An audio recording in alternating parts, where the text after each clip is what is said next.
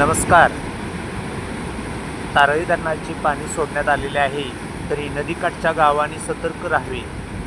कोणीही नदीच्या कडेला जाऊ नये.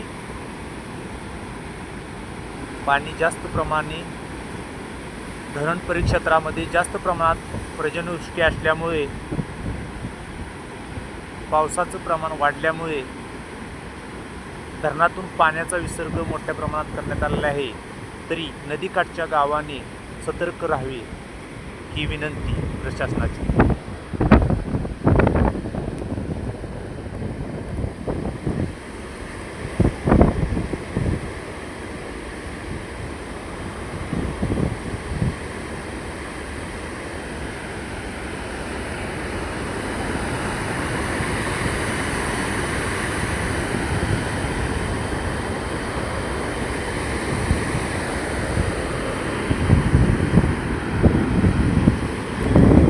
नमस्कार.